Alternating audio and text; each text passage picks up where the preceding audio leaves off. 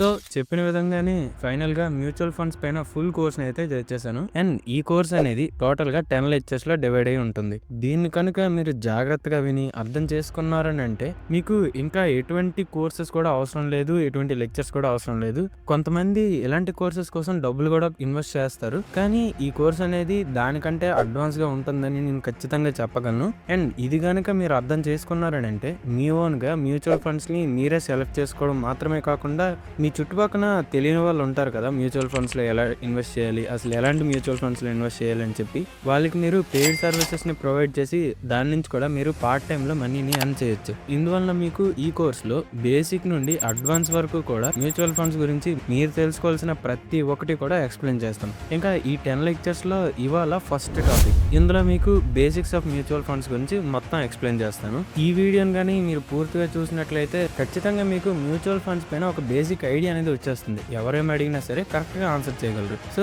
ఈ వీడియోలో ఈ బేసిక్స్ అన్ని కూడా కవర్ చేద్దాం. ఫస్ట్ ఆఫ్ ఆల్ మీరు మ్యూచువల్ ఫండ్స్ లో ఇన్వెస్ట్ చేయాలి అంటే ఒక డీమేట్ అకౌంట్ అనేది ఖచ్చితంగా కావాల్సి ఉంటుంది. అండ్ దానికోసం బెస్ట్ ప్లాట్ఫామ్ ఏంజల్ వన్. దీనిలో అకౌంట్ క్రియేషన్ అనేది ఫ్రీ ఆఫ్ కాస్ట్ లో జరిగిపోతుంది. ఇంకా ఇందులో మీకు 500 రూపీస్ వరకు free brokerage charges for first 30 days అయితే ఉంటుంది. అండ్ మీకు ఇందులో 24/7 కస్టమర్ సపోర్ట్ ఉంటుంది. మీ మ్యూచువల్ ఫండ్స్ లో ఇన్వెస్ట్మెంట్ అనేది మీరు లైవ్ లో చార్ట్లను అయితే చూసుకోవచ్చు. మీకు ఎప్పుడు కావాలన్నా సరే మీరు దాన్ని మానిటర్ చేసుకోవచ్చు. అండ్ ఇది easy to use. So in case మీకు ఒక డీమేట్ అకౌంట్ లేకపోతే కింద మీకు ఏంజల్ వన్ డీమేట్ అకౌంట్ ని క్రియేట్ చేసుకోవడానికి లింక్ ఇస్తాను డిస్క్రిప్షన్ లో. ఒకవేళ మీకు డీమేట్ అకౌంట్ అనేది లేకపోతే దాని నుంచి క్రియేట్ చేసుకోండి. ఒకవేళ మీరు అలా క్రియేట్ చేసుకుంటే మీ కోర్స్ ని ఫ్రీగా ప్రొవైడ్ చేస్తున్నాం కదా, సో మాకు మీరు సపోర్ట్ చేసినట్లు ఒక ఎంకరేజ్మెంట్ అనేది వస్తుంది. అండ్ ఇలానే మీకు ఫ్యూచర్ లో ఎలాంటి పెయిడ్ కోర్సెస్ అన్నా కాస్ట్లీగా వేరే వాళ్ళు డబ్బులు ఇచ్చి పెట్టే కోర్సెస్ ని ఫ్రీగా మీకు ప్రొవైడ్ చేయడానికి మాకు ఒక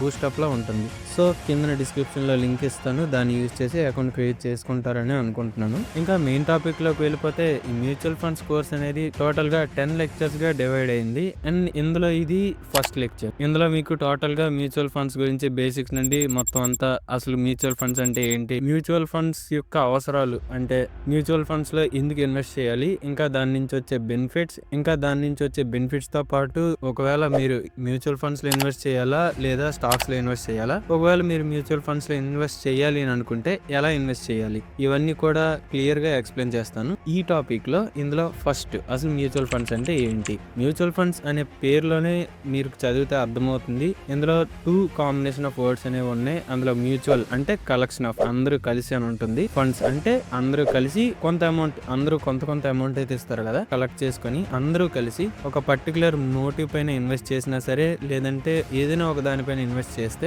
దాన్ని మ్యూచువల్ ఫండ్స్ అని అంటారు. ఇక్కడ మీకు క్లియర్ గా చెప్పాలంటే, ఇంకా విలేజ్ బ్యాక్గ్రౌండ్ వాళ్ళకి చెప్పాలని అంటే చిట్టీలు అంటారు కదా, మీరు అందులో ఒక చిన్న కమిటీలా ఫామ్ అయ్యి అందరూ కలిపి ఎంతో కొంత అమౌంట్ అయితే ప్రతి నెల కడతారు.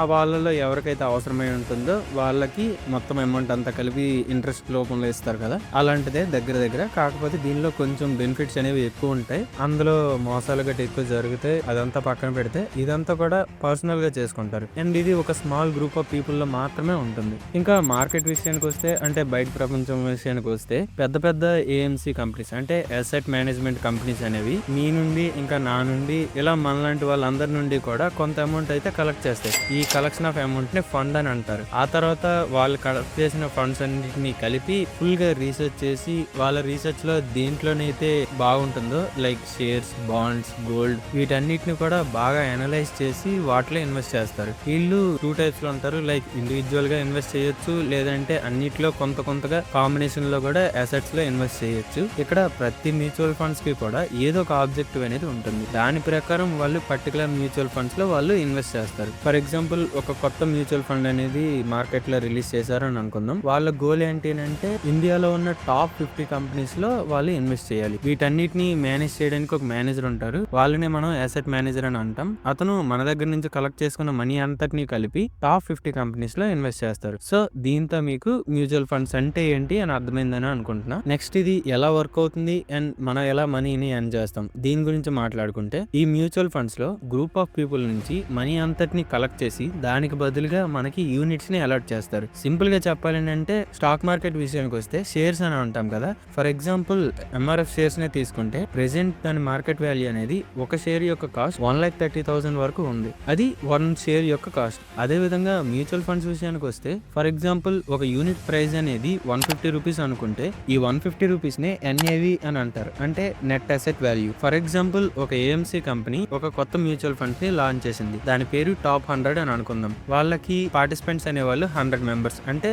మనలో ఒక 100 మెంబర్స్ ని సెలెక్ట్ చేసుకొని మ్యూచువల్ ఫండ్స్ లో ఇన్వెస్ట్ చేయడానికి ఛాన్స్ ఇస్తారు. వాళ్ళ టోటల్ వాల్యూ అనేది 1 crore వాళ్ళ ఆబ్జెక్టివ్ అనుకుంటే ఒక పార్టిసిపెంట్ నుండి వాళ్ళు 1 lakh వరకు తీసుకోవాలి. అలా చూసుకుంటే టోటల్ యూనిట్స్ అనేవి 1 lakh వరకు ఉంటాయి. ఇలా గనక ఇన్వెస్ట్ చేస్తే ఒక పర్సన్ కి 1000 యూనిట్స్ వస్తాయి. అండ్ ఫర్ ఎగ్జాంపుల్ ఇందులో మ్యూచువల్ ఫండ్స్ మేనేజర్ అనే వాళ్ళు మన దగ్గర నుంచి తీసుకున్న మనీని సిస్టమేటిక్ గా ఇన్వెస్ట్ చేసిన తర్వాత, అంటే ఇండియాలో ఉన్న టాప్ 100 కంపెనీస్ లో ఇన్వెస్ట్ చేసిన తర్వాత అవి 1 year అలా హోల్డ్ చేసి ఉంచుతారు. ఆ తర్వాత లెట్స్ సే ఆ ఫండ్ వాల్యూ అనేది పెరిగి ఆ 1 crore కాస్త 1.3 crores అయ్యాయి. అంటే ఇప్పుడు ఒక ఎన్ఏవి యూనిట్ వాల్యూ అనేది 130 రూపీస్ అవుతుంది. అంటే ఒక participant 1 year back 1 lakh invest చేస్తే ఇప్పుడు తన దగ్గర 1,30,000 ఉంటాయి. అంటే లాస్ట్ ఇయర్ 1 lakh ఇన్వెస్ట్ చేస్తే ఇప్పుడు వాళ్ళకి 30,000 ప్రాఫిట్ అనమాట. సో ఈ విధంగా మనం మ్యూచువల్ ఫండ్స్ నుంచి మనీని ఎర్న్ చేసుకోగలం. ఇప్పుడు దాని నుంచి వచ్చిన అడ్వాంటేజెస్ అండ్ అవసరాల గురించి మాట్లాడుకుంటే దీనికి నేను ఇచ్చే ఆన్సర్ 3 ఫ్యాక్టర్స్ లో ఇస్తా. ఫర్ ఎగ్జాంపుల్ మీరు స్టాక్ మార్కెట్ కి ఒక బిగినర్, మీకు అస్సలు స్టాక్ మార్కెట్ పైన కనీసం నాలెడ్జ్ కూడా లేదు అండ్ దానిపైన ఏ స్కిల్స్ కూడా లేవు. ఆర్ ఒకవేళ మీకు నాలెడ్జ్ ఉండి దానిపైన స్కిల్స్ ఉన్నా కూడా మార్కెట్ ని, షేర్ మార్కెట్ ని మొత్తాన్ని అనలైజ్ చేయడానికి మీకు అసలు టైం లేదని అనుకుంటే ఇలాంటి సిచ్యువేషన్ లో మ్యూచువల్ ఫండ్స్ అనేది మీకు కరెక్ట్ గా వర్క్ అవుతుంది. ఎందుకంటే ఈ మ్యూచువల్ ఫండ్స్ ని అనలైజ్ చేసే వాళ్ళు, దీన్ని మేనేజ్ చేసే వాళ్ళు హైలీ ఎక్స్పీరియన్స్డ్ పీపుల్ అయి ఉంటారు. వీళ్ళు 24/7 అంటే వీళ్ళు చాలా ఎక్కువ టైం పాటు ఫండ్స్ యొక్క యాక్టివిటీస్ మొత్తాన్ని మానిటర్ చేస్తూ ఉంటారు. అండ్ వీళ్ళ ఆబ్జెక్టివ్ ని వీళ్ళు ఎలా అయినా సరే చెక్ చేయడానికి చాలా ఎక్కువగా కష్టపడతారు. దీనివల్ల మనకి బ్యాలెన్స్డ్ ఇన్వెస్ట్మెంట్ అనేది జరుగుతుంది. Number 2, risk diversification. For example 2-3 months back Ola share market లోకి వచ్చింది. అందులో స్టార్టింగ్ లో ఇన్వెస్ట్ చేసిన వాళ్ళకి చాలా ఎక్కువ ప్రాఫిట్స్ వచ్చాయి. తర్వాత ఇప్పుడు కనుక దాన్ని చూసుకుంటే అప్పటితో పోలిస్తే చాలా వరకు అది క్రాష్ అయిపోయింది. ఒకవేళ అప్పుడు ఇన్వెస్ట్ చేస్తుంటే వీళ్ళు ఇప్పుడు లాస్ లోనే ఉన్నారు. అదే సెకండ్ కేసు లో ఒకవేళ మీరు మ్యూచువల్ ఫండ్స్ లో ఇన్వెస్ట్ చేస్తే ఆ మ్యూచువల్ ఫండ్స్ అనేవి షేర్స్ లో, స్టాక్స్ లో, బాండ్స్ లో, ఇంకా గోల్డ్ లో ఇన్వెస్ట్ చేస్తారు కదా. దీనివల్ల ఒకవేళ మీకు ఒక దానిలో లాస్ వచ్చినా సరే వేరే దానిలో అది రికవర్ అయిపోతుంది. ఇందువలన ఆటోమేటిక్ గా మీకు రిస్క్ డైవర్సిఫికేషన్ అనేది వస్తుంది. ఇంకా లాస్ట్ లో 4th one, ఇంకా నా personal favourite, affordability. For example మీరు ఒక చాక్లెట్ బాక్స్ కొనుక్కుందాం అనుకుంటున్నారు. అందులో మీకు టోటల్ గా 20 చాక్లెట్స్ వస్తాయి. దాని ప్రైస్ వచ్చేటప్పటికి 400. కేవలం మీ దగ్గర 100 రూపీస్ మాత్రమే ఉన్నాయి. ఇలాంటప్పుడే మీ ఫ్రెండ్స్ వచ్చారు అక్కడికి, వాళ్ళు 3 members వచ్చారు. వాళ్ళ దగ్గర ఒక్కొక్కరి దగ్గర కూడా 100 రూపీస్ ఉన్నాయి. దీని వలన మీరందరూ కలిపి ఆ చాక్లెట్ బాక్స్ ని కొనుక్కోవడం వలన మీలో ప్రతి పర్సన్ కి కూడా 5 చాక్లెట్స్ వస్తాయి. సో ఇదే విధంగా మీరు ఒకవేళ ఎంఆర్ఎఫ్ షేర్ ని కొనాలి అనుకున్నారు, దాని కాస్ట్ అనేది 1,30,000. సో అందువల్ల మీరు దానిలో ఒక్క షేర్ ని కూడా కొనుక్కోలేరు. అదే మీరు మ్యూచువల్ ఫండ్స్ లో ఇన్వెస్ట్ చేసుకుంటే దానిలో ఒక్క యూనిట్ నైనా మీరు ఖచ్చితంగా కొనుక్కోగలరు. అంటే ఆ ఒక్క షేర్ ని కొనుక్కోవడానికి మీరు ఒక్కరే మాత్రమే కాకుండా కలెక్షన్ ఆఫ్ పీపుల్ ఒక చిన్న గ్రూప్ లో ఫామ్ అయ్యి ఒక షేర్ ని వాళ్ళ యూనిట్స్ లో షేర్ చేసుకోవచ్చు అనమాట. ఐ హోప్ ఈ టాపిక్ మీకు అర్థమైందని అనుకుంటున్నాను.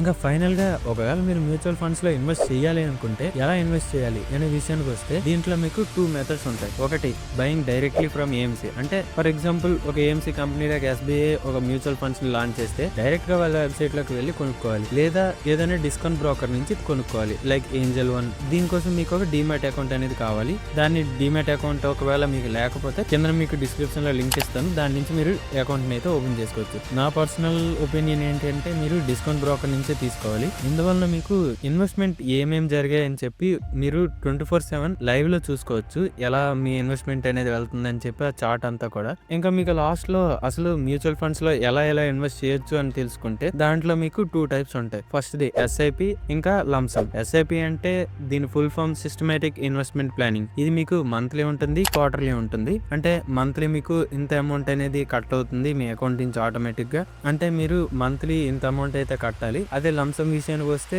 మొత్తం ఒకేసారి అమౌంట్ అంతటిని కూడా ఇన్వెస్ట్ చేయాలి. ఐ హోప్ ఈ వీడియో మీకు అర్థమైందని అనుకుంటున్నాను. నెక్స్ట్ టాపిక్ లో మీకు different types of mutual funds గురించి క్లియర్ గా ఎక్స్ప్లెయిన్ చేస్తాను. Thanks for watching.